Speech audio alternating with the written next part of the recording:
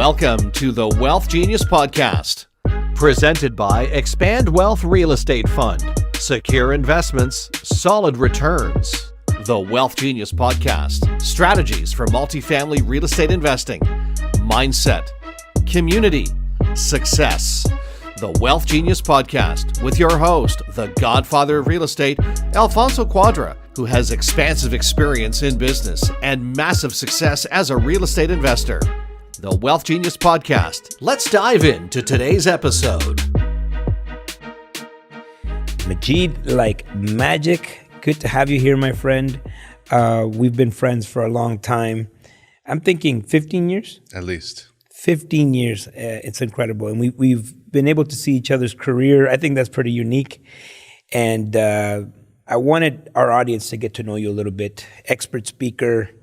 You train people on public speaking. What does that world look like for you? Well, you and I, we kind of started as professional speakers a long time ago. We didn't have any idea what we were doing. I think I got my first speaking gig. I got a gift certificate, like a chapter's gift certificate. Yeah. We were trying to figure out how do you make money from speaking. Yeah. Right. And so we learned about keynote speaking and professional speaking, and we heard about these people that are getting checks when they speak. Right. That was fascinating to me. Yeah. So what I found was that there's lots of ways to get paid to speak. You can get paid to give the talk, and that's called a professional paid speaker. But then you can also use speaking to get paid. And so I learned how to do that, to use speaking to get consulting contracts, to get coaching contracts, to sell online courses.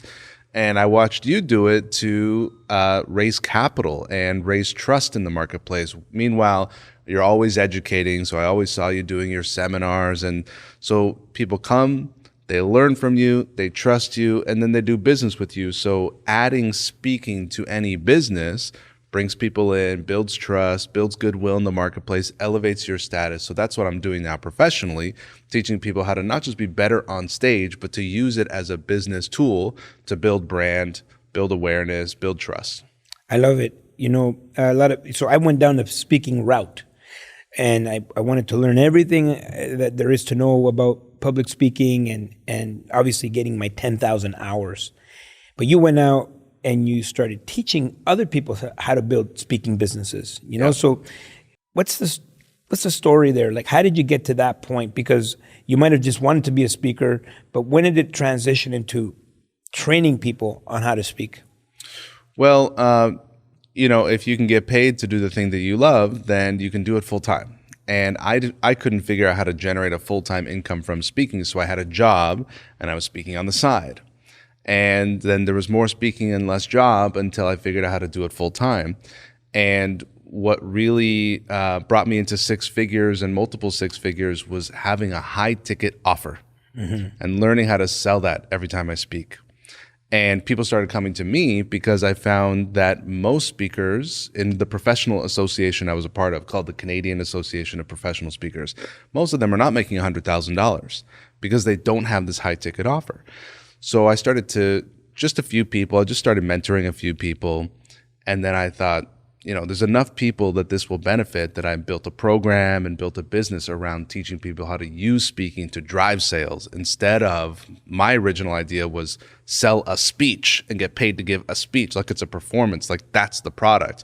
But in fact, speaking, in my opinion now, it's not the product, it's the marketing channel to offer the product. A lot of people think speaking, and that's that's the way I saw it. You do a speech, people hire you, and you walk out of there with a check. Yeah. Right? And I thought that was like, that sounds great. Yeah. I mean, walk in a room, talk for 45 minutes, and they give me a big old check. Yeah. And I discovered it's not like that at all. It's actually a business. You're operating a business. There's sales. You have to hire people. And, how much does entrepreneurship go into building a speaking business? And what's your background on business? Yeah, so I think, I'm an entrepreneur and I'm also an artist. I'm an artist because I create a work of art, which is my performance, or my product it's a work of art. My online courses, it's a work of art. So I'm an artist and I'm an entrepreneur. And as an entrepreneur, we're always looking for how do we solve the problem of the customer? So what's the customer's problem? Well, we're here at Expand talking about real estate investing. And one of my early clients was a real estate investor called Daryl Bandoro in Ottawa. And I went to one of his presentations. It was at this restaurant in Ottawa. And I go, and there's a beautiful spread. There's nice meats and nice cheeses and red wine. And I'm like, this is great. You know, I don't normally get all these nice things. And he's talking about some building that hasn't been built yet that they're going to build in Toronto. And he's like, you know, if you want to make an investment with me, come talk to me afterwards. So he's giving a presentation. We're sitting in a room learning about some building that hasn't been built in Toronto. And I talked to him afterwards. And he says, tonight I probably raised somewhere between $250,000 and $500,000. And I said, dang, wow. So he actually hired me to get better because that was how he was generating his leads. And he knew that if he can get more speaking opportunities and be more effective, instead of 250,000 raised, he's going to raise $1 million. I love it. So that was one of the first times I even thought of real estate investors as potential speakers, because usually the speakers that I was working with, they're selling their knowledge or they're selling their service or they're selling their coaching. This guy, Daryl, was just talking about a building. But if you get better at it, you're more effective, you're going to raise more capital because you can build trust. A big part of our audience are real estate investors and entrepreneurs. And a lot of the times when people get into real estate investing, they don't understand that raising capital is a public stage, right? Like maybe you're talking to one person, but you are now presenting an offer. And so there has to be a systematic way of doing it. What would you suggest for the people that are listening that hear you talk about getting on stages and, you know, creating platforms and getting on social media, and they're just terrified. They're just like, I don't know how I'm going to be able to do this. Maybe real estate investing is not for me. If I have to be on social media, if I have to get out there, if I have to be on stages. What would you say to someone like that? Well, I think we can look at what their core beliefs are. And you'll find a lot of people, their core belief is, I don't like to sell. I don't want to make a sales pitch. And the belief under that is, I don't like when someone sells to me because I don't want to feel pressure. I don't want to make a mistake buying the wrong thing. So you go all the way back to people's buying experiences and selling experiences. If you can replace those beliefs with, people are lucky to get an invitation to buy something from me, all of a sudden that makes it easier to sell because you're just giving them some opportunity. You're giving them an invitation to buy something that maybe they want. Now, in terms of liking putting videos on social media, again, if you think about this video I'm making, it's a work of art. And it's a gift to the people who are lucky enough to get it coming through their feed. And so just imagine someone's watching a video of you and they love it and they're so grateful and they're like, this is really helpful. Thank you so much, right? Most people think if someone's watching my video, they're going to judge me. They're going to say, you don't know what you're talking about. They don't say you shouldn't be making videos. And what does that mean? Probably it means that person who's watching videos is judging other people, you know? So we get down to the core belief again. And if you can appreciate videos on your own phone as like, that's a work of art. That's a beautiful gift. That's a contribution. Thank you. If you could be grateful for what you're seeing coming through on videos from other people, then you can have that same perspective of, I'm making this work of art as a gift to humanity that people are lucky to see. So both of those beliefs, one's about sales and one's about putting out videos, if you can think of them both as a gift, then there's no guilt, there's no shame, there's no resistance, there's no fear.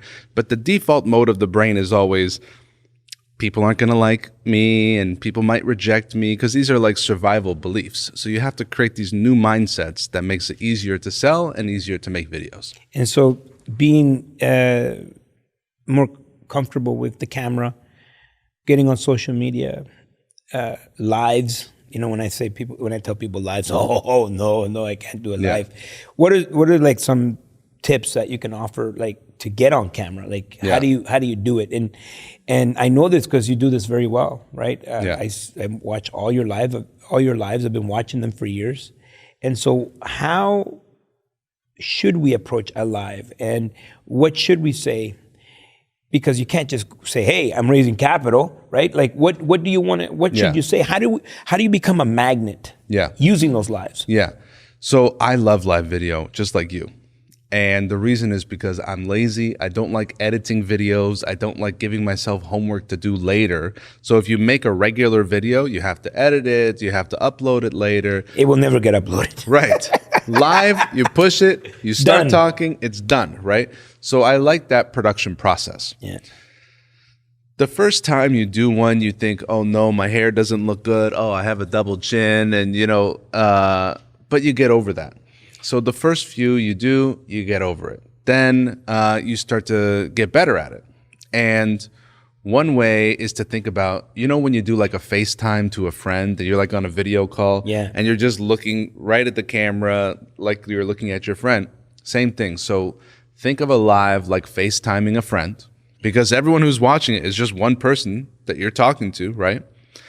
Now, a live video, the one that gets posted like a Facebook Live or an Instagram Live, they get posted, so they stay there forever. So there's the live time, which is when you're speaking while you're doing it, but then there's the recording, and most people are going to watch the recording. So when someone's watching the recording, their experience is they're scrolling, and then they see you. You've got 1 second to keep their attention.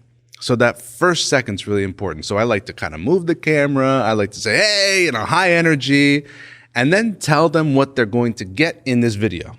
So you say, in this video, I'm going to show you what we're doing at WealthGenius Expand Conference, and I'm going to tell you the 3 things I'm most excited about at this conference. So now, in the first 5 seconds, they're hooked. So we have to get their attention, then we have to give them something valuable. The payoff is by giving what we promised. Here's the 3 things. I'm going to give you the first thing I'm excited about, Expand, the second thing, the third thing. And then at the end is a call to action.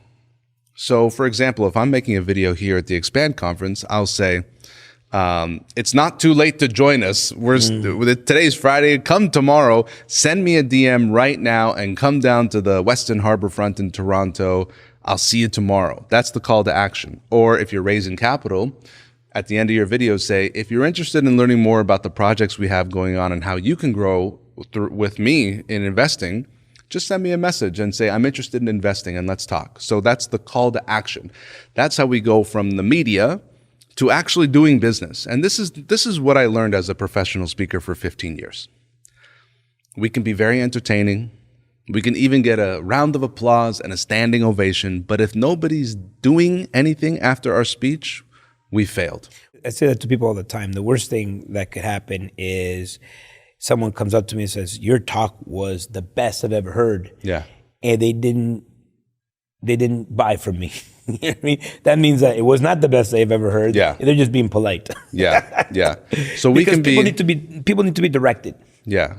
So we can inspire, we can direct, we can incite action, even through video. And that's why we talk more and more about video, because when you and I started 15 years ago, there wasn't high definition, super high speed cameras in our pockets. You would need a whole recording studio Yeah. to walk around with you. Yeah. So it's so powerful what we all carry in our pockets now. And all it takes is a little bit of courage, press a button, and we can help a lot of people. In your experience, what's the hardest part about, I want to say public speaker, but I think more of a lead magnet, or how would you put it, what you do? Because not everyone's going to want to be a professional public speaker. They're just using public speaking in order to attract clients, get more business, et cetera, et cetera, et cetera. Mm-hmm. So how would you put it? You would say they're just an expert, just Yes. a perceived expert. Yeah. So what's the hardest part from your perspective about becoming the expert? Well, most people are really good at what they do.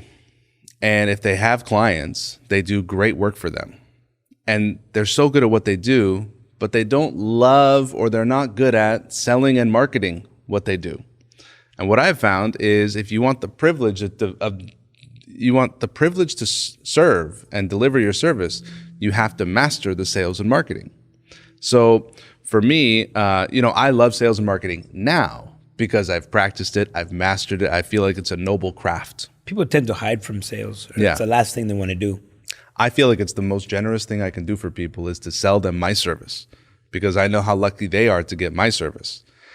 But that's a mindset that I had to come to over time, seeing that I do good work and seeing the results of people getting sales. People at the beginning of their journey, they're scared. What if someone buys from me and I can't deliver? What if someone buys from me and they get upset? What if someone invests and I lose people's money? Right. Which is legitimate. You should be scared. That means that you should maybe, get more education or learn what you're doing. Yeah. Continue. So what I love to see for an entrepreneur is for them to fall in love with sales as a service, fall in love with marketing as a deep connection to other people. Marketing is communication. Sales is helping people make a decision. So the hardest thing is seeing someone who's brilliant at what they do. They're a genius. They're a master, but they can't sell it. And so I love to give them that skill of selling and marketing through speaking, through storytelling, through communication, so that they have the privilege to do what they were meant to do in this world and offer their service. I love that. If you're not selling, you're dying. Yeah, yeah. You don't have a business if you don't have sales. Yeah. Right? If you're on Shark Tank, and if you've ever watched the Shark Tank, you've seen that the first question that they ask, what are your sales? Yes. No, it's a great idea. No, it's the best idea. We're pre-sale. Yeah. Everybody has great ideas. Yeah, but it's only the people that sell or get to communicate those ideas. Those are the people that actually win. Yeah. Right? Because ultimately, that's what's going to keep the lights on and the doors open. How do people work with you? Like, what's the process? You're expert speaker, trainer. What would be the process? Do we do like hundreds of speeches in front of you? Like, how does it work? Well, you and I, we put on our boot camp. Yeah. And in 3 days, we teach personal branding, we teach signature speech, and we teach how to get on stages. Yeah. So my philosophy is you need to have the right stage, which is the right audience. You need to deliver the right speech, and you have to have the right offer. When you have all three of those things matching, you're going to make a lot of money and help a lot of people. If you only have 2 out of 3, something's not going to work. Mm-hmm.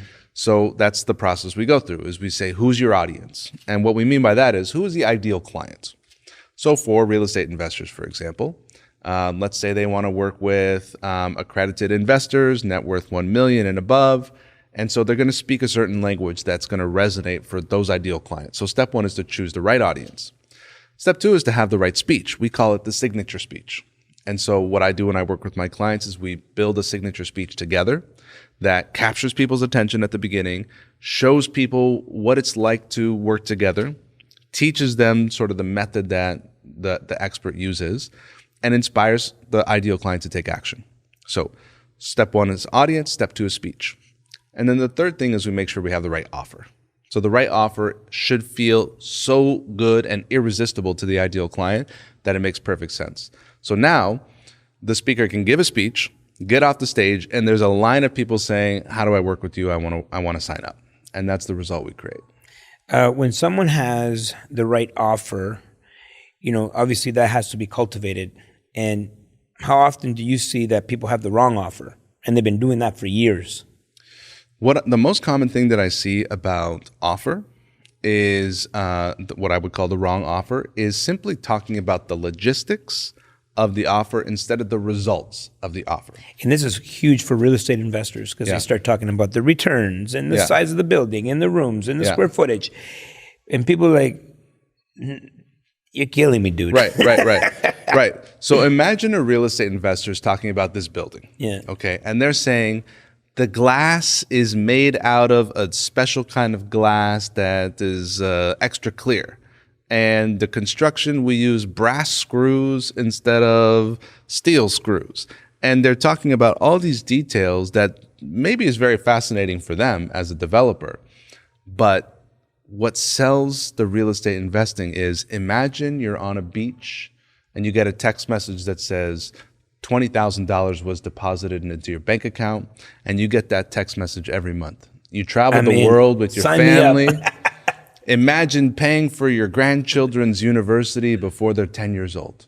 Yeah. Imagine taking your wife on a new honeymoon every year. Yeah. Right? Imagine you never have to deal with the crap from your boss again because now you're retired and you're making money in your sleep because someone else built a $10 million building that you were smart enough to put some money into. Yeah.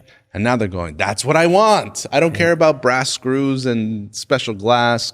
So that's what I call the wrong offer, or to use your terms, wrong offer, is to talk about the components, the logistics. I like this metaphor. It's like, I'm on this island, I want to get to that island, and I want to take your boat. I don't care how you built the boat. I don't care what it's made out of. I just want to know, does it get to the island I want to get to?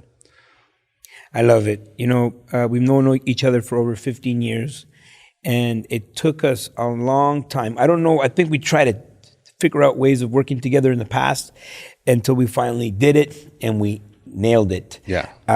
And we started our boot camps, our Make Money Speaking boot camps, where, we take people through this process, right? And, creating their signature speech and all of that. And we do it all in 3 days. And, we really don't know when someone's going to be listening to this, but I would say get on Eventbrite and look for one of our events wherever you are. But definitely, I love working with you. I think it's a match made in heaven, and we're helping a lot of people. I think this public speaking piece was crucial to real estate and real estate investors, and I'm loving the results and all the speakers that have come out of it. We're at Expand Conference right now. We're going to be seeing some of these guys on the main stage, and it's incredible. Well, as you told me once, many times, the most valuable real estate is the stage. Yeah. And the most successful real estate investors are the ones who learn how to raise capital. The ones who are raising capital tend to be the ones who can put on a good presentation. I have to compliment you on your skill to create partnerships that are win-win. And what's so neat about this conference, this is my second Expand conference, we see all these partnerships taking place within these walls where we're meeting and online in the communities. And I just appreciate that you've recognized the opportunity for us to create a partnership, and I'm sure we're going to help lots of people. What inspires you? What inspires me is people who live life like it's a work of art. And I call it the art of living. And you're one of these creators where you can just create a future for yourself. I'm going to be here, I'm going to be there, I'm going to be here, we're going to do this, we're going to do that, we're going to do that. And people like you who just create and live to the fullest, that inspires me. I love it. Majeed like magic. I never asked you this, but where does this magic, Majeed like magic, where does it come from? Okay. Real quick. Okay. I saw this guy doing Facebook videos, and every time he does a video, he does this kind of like strange like salute. It's like it's not like a regular salute. It's kind of like this strange salute. And I asked him once, why do you do that? And he said, I just want to get people's attention on Facebook. Okay. So I started doing this, right? And I have a name that's kind of strange. Most people never met a Majeed. And so they don't know how to pronounce it. I grew up in California, and they say the J like an H. So they say Majeed because they thought maybe I'm Hispanic, right? Yeah. So I wanted to give people a way to remember my unique name. So it's Majeed like magic. But now I say Majeed like magic. And it's more memorable this way. I love it. I love it so much. And how can people reach out to you? You'll find me on Instagram, Majeed Mogaraban. You can find me on expertspeaker.com. Yeah. Beautiful. Thank you for coming by. My brother. Woo! Pleasure. And that's it. We'll see you guys at the top. See you at the top. Thanks for listening to the Wealth Genius Podcast, presented by Expand Wealth Real Estate Fund. Secure investments, solid returns. If you have a question or comment about something you heard today, reach out to the Godfather via social media or email him anytime. All that information is in the show notes. And of course, don't forget to subscribe so you never miss an episode of the Wealth Genius Podcast. The Wealth Genius Podcast. Until next time, see you at the top.